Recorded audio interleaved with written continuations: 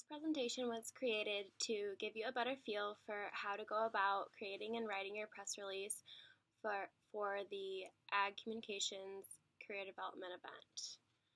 So we're going to start off by taking a quick look at one that I wrote up myself, and this is the final look for it. We'll start by talking about the heading of the press release. At the top of the release, you should, preferably on the left side, write the date of the release, a release date, and the author of the release, but that is also optional. On the right side of the page, still at the top in the heading, you should give contact information on the event you are writing about. And this contact information could be one or more names of contacts, their phone numbers, and email addresses. Next on the press release, going down the page, should be the headline. So you should leave about 2 inches below the heading for your headline, and then the headline should spark the reader's interest and summarize the information from the press release. A key element for headlines is to use short and simple words that include a subject, predicate, and verb, and try to include the company or organization name in the headline. Next on your press release should be the dateline, and this would consist of the city in all capital letters, and then the state, and then you go about writing the beginning of the press release. So many organizations and companies begin that lead with the dateline, and this location, as I said before, should be in all capital letters, such as the Columbus, Ohio, like I put, and then plus a dash followed by the first line of the lead.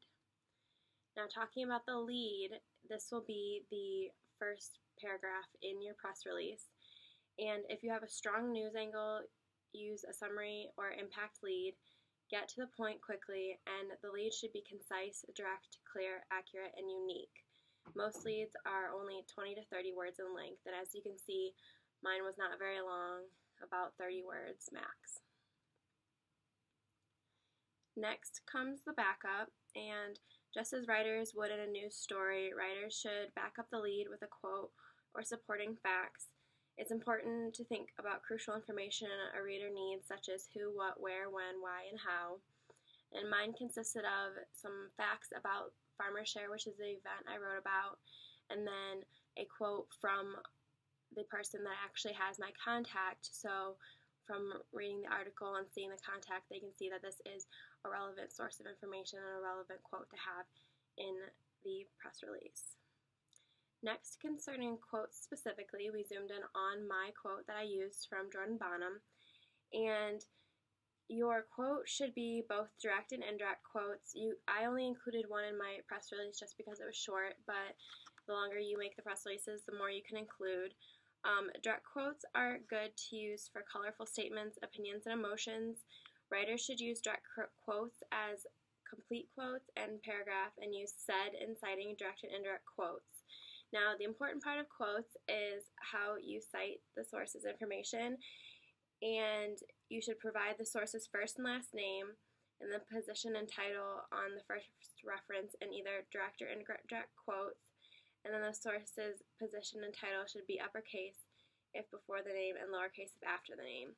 And you only use the last name on the second and subsequent references as well. So keep that in mind when including multiple quotes from the same source. Finally, we'll talk about the ending, which is the last paragraph. Writers can end a press release with a fact or where more information is available.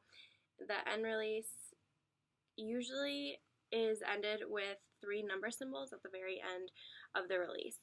So in mine, I left with some final thoughts and then gave more information on where a bystander could look up more information on Farmer Share or on campus as well.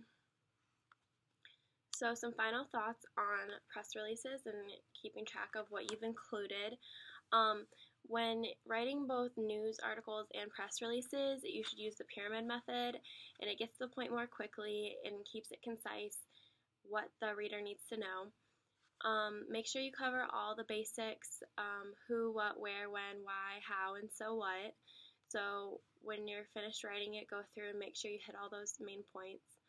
Make sure you use simple and short sentences, strong verbs, and short paragraphs. Again, keeping the point, keeping it concise, what the reader needs to know. You make sure you use the active voice and present tense as much as possible when needed, and then consider your audience, and then once you've considered your audience, use the style that is most suited to that medium. So now that we've hit all the main points, we can look at the final product. And you can see at the very top is my heading as we had zoomed in before, and then 2 inches below would be Second Annual Farmer Share put on by Agricultural Communicators of Tomorrow, which is my headline, and followed by the dateline of Columbus, Ohio, and my lead.